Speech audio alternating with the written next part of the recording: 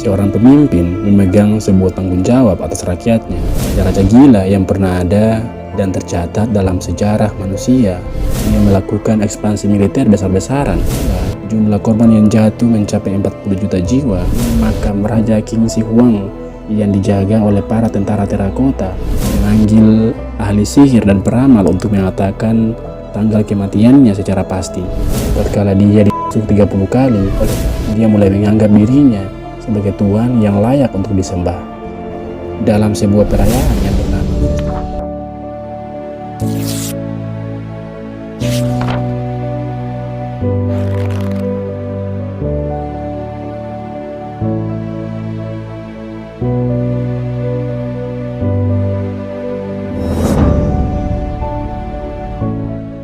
Hai, it's me, D again. Bagaimana kabar kalian hari ini? Semoga sehat-sehat selalu, stay strong dan jangan pernah menyerah.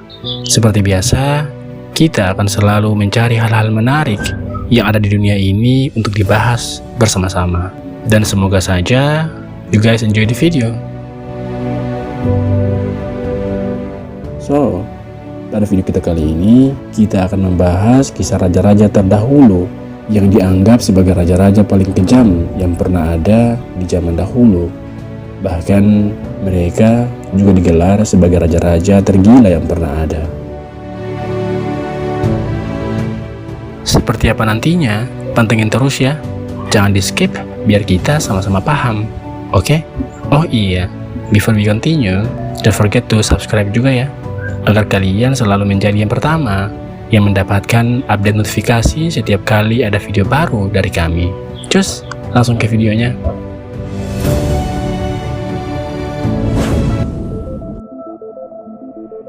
Seorang pemimpin memegang sebuah tanggung jawab atas rakyatnya. Di setiap keputusannya terdapat nasib baik dan buruk yang dapat mengantar negaranya ke kejayaan atau malah menghancurkan kepemimpinannya. Jika berbicara mengenai raja, maka quotes atau kutipan dari Odin All-Father yang diucapkan kepada Thor tatkala menasihatinya adalah yang paling cocok. Seorang raja yang baik tidak pernah mencari peperangan, namun harus selalu siap apabila peperangan itu terjadi.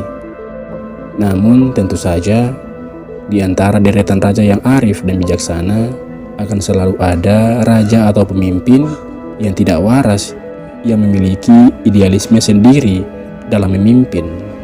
Tak jarang para pemimpin gila itu justru membawa kesialan bagi orang lain. Berikut ini adalah beberapa kisah raja-raja gila yang pernah ada dan tercatat dalam sejarah manusia.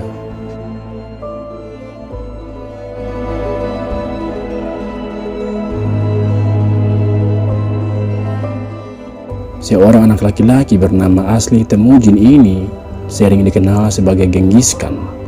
Dia merupakan seorang Khan yang berarti raja atau pemimpin agung pertama di Kekaisaran Mongolia. Lalu kenapa yang pertama? Jawabannya, pasalnya dia adalah orang yang berhasil menyatukan banyak suku di daratan Asia Timur Laut hingga menjadi satu kesatuan yang utuh. Terlepas dari cerita agung tentang dirinya, dia juga dikenal sebagai penguasa paling mengerikan. Pasca berhasil menyatukan banyak suku, dia melakukan ekspansi militer besar-besaran. Tujuannya tentu saja untuk menjadikan Mongolia menjadi kekaisaran terbesar di dunia. Nyatanya, ambisinya untuk memperlebar kekuasaan memang berhasil. Dengan menyerang, membunuh, menjara, dan menguasai, dia berhasil melebarkan perbatasan Mongol dari Lithuania sampai ke Hinomoto, menjadikannya pemimpin yang pernah memiliki daerah kekuasaan terbesar di dataran utama bumi. Akibat ekspansi militer yang dicanangkan oleh Genghis Khan ini pula, jumlah korban yang jatuh mencapai 40 juta jiwa, yang merupakan 11% populasi manusia pada saat itu.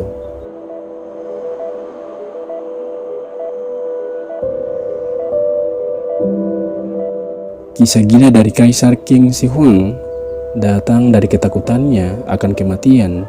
Pertama, perlu diketahui bahwa dia merupakan orang yang sangat sukses dalam mempersatukan daratan Tiongkok menjadi satu kesatuan.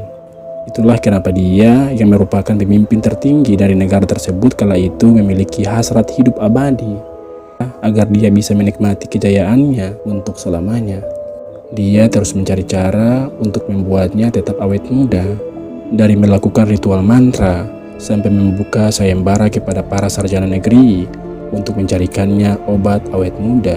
Sayangnya, tatkala dia menyadari wajahnya semakin tua dan tubuhnya semakin renta, dia kemudian marah akan hal itu. Dia mengeksekusi banyak sekali sarjana negeri tanpa alasan. Pasalnya, dia marah kepada para sarjana itu yang bodoh karena tidak bisa memenuhi keinginannya. Pada akhirnya, dia pun berpikir jika dia tidak bisa hidup abadi, maka dia akan membawa kejayaannya sampai ke akhirat.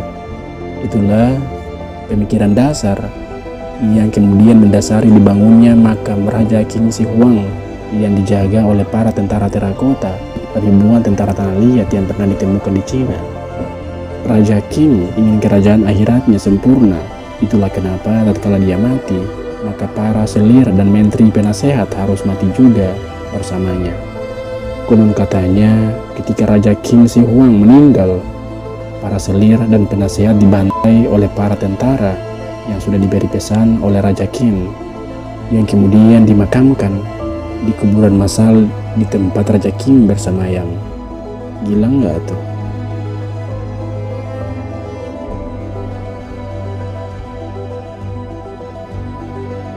Ivan Vasilevich dinobatkan sebagai Tsar Rusia pada tahun 1547. Tatkala dia berusia 13 tahun, dia menyaksikan banyak sekali prosesi eksekusi para bangsawan kala itu. Para bangsawan itu diduga melakukan persekongkolan dan melakukan pembunuhan atas ratu yang merupakan ibu Ivan menggunakan racun. Ivan yang masih muda, yang sudah terbiasa dengan kematian sejak umurnya belia, langsung terilhami bahwa tatkala dia mengambil keputusan maka dia akan mempunyai kekuasaan absolut atas siapa saja. Dengan kekuatan yang besar dan jabatan yang tinggi, Ivan Vasilevich sebenarnya tidak gencar melakukan ekspansi militer atau ingin hidup abadi. Dia hanya paranoid. Dia takut orang-orang dari kerajaannya mengkhianatinya dan merebut kekuasaannya. Sifatnya ini kemudian menyebabkan sebuah kejadian di mana dia melenyapkan putra mahkotanya dan menyiksa menantunya yang sedang hamil sehingga keguguran. Dia juga selalu waspada terhadap anak laki-laki. Di suatu ketika, dia pernah menyuruh para kesatria mengumpulkan 100 anak laki-laki dari kerajaannya, dan 100 anak laki-laki itu akan disiksa dan di depan publik. Alasannya tidak ada yang tahu, hanya Ivan Vasilevich yang tahu. Ketika istrinya meninggal, dia curiga bahwa istrinya dibunuh dengan cara diracun. Ivan Vasilevich yang curiga dengan para petinggi kerajaan memutuskan untuk pergi dari Moskwa yang merupakan ibu kota ke kota yang bernama Alexandrova Sloboda. Dia mengancam ingin turun tahta dan membuat kerajaan sangat panik kala itu. Untung saja ketika dia diminta kembali ke kerajaan, dia pun menyetujuinya. Sayangnya kekuasaannya setelah itu hanyalah berbuntut 24 tahun penuh kekejaman yang mengakibatkan Ivan Vasilevich dijuluki Raja Grozny atau tukang teror. Mendekati akhir hidupnya, paranoid dari Ivan Vasilevich belum sembuh. Dia terobsesi dengan kematiannya dan memanggil ahli sihir dan peramal untuk mengatakan tanggal kematiannya secara pasti. Dia pun meninggal dengan meninggalkan catatan buruk di atas rejimnya sendiri.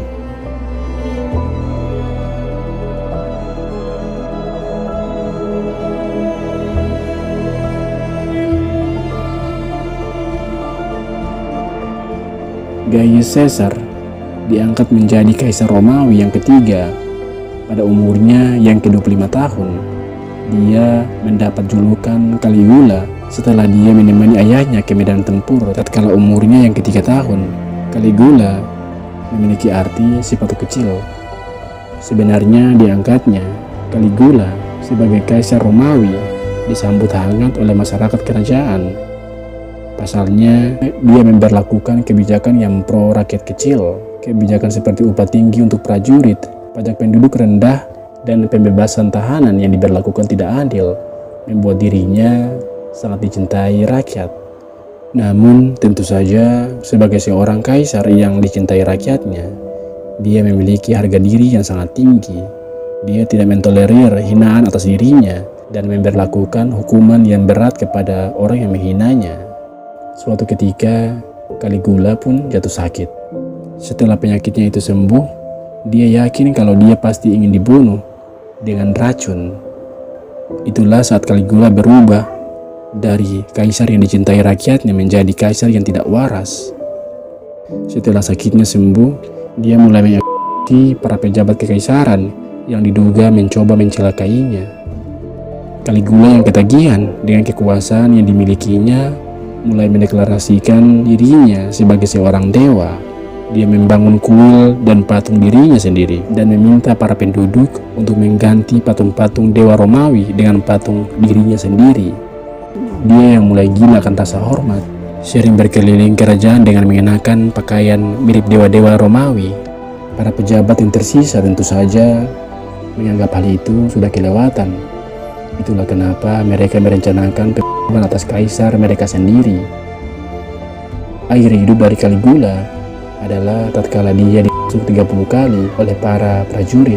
Dia kemudian dibuang ke sebuah lubang dan dibiarkan membusuk.